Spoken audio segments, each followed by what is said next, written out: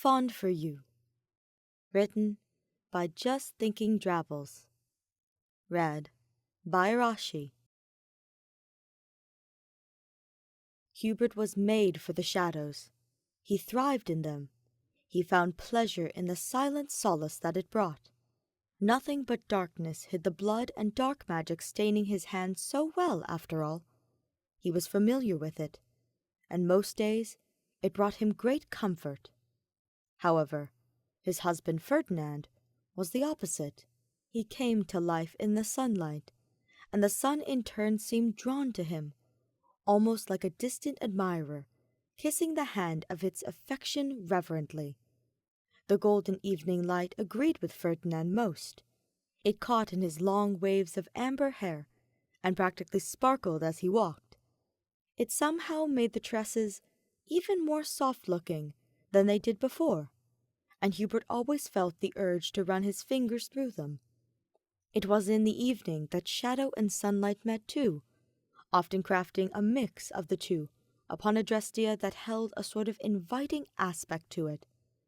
This time of day was when Hubert and Ferdinand sometimes decided to have a picnic, and today was one such day. The weather was fair and lovely, with the beginning buds of spring bringing an inviting warmth to the land, and their schedules had been finished exceptionally early, an outcome Hubert had ensured would be possible by taking on some of Ferdinand's more weighty duties, but that was something he needn't concern himself with. He had packed them a small lunch, as well as a few teacups, and a pot so that he could make them some tea. He did prefer coffee, but on occasion he didn't mind drinking southern fruit blend, if only to see the pleased expression on Ferdinand's face. When everything was prepared, they headed out on horseback.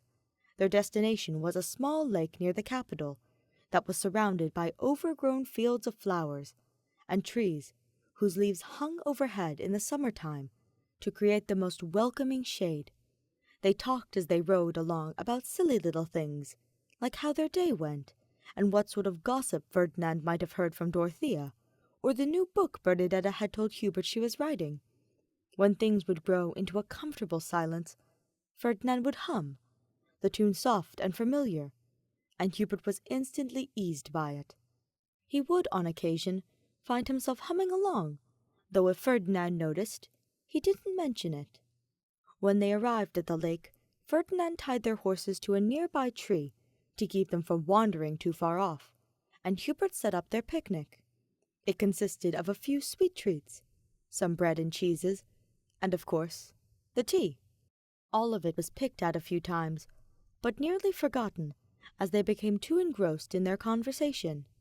Hubert enjoyed it here most, finding that he felt more peaceful here by Ferdinand's side than anywhere else.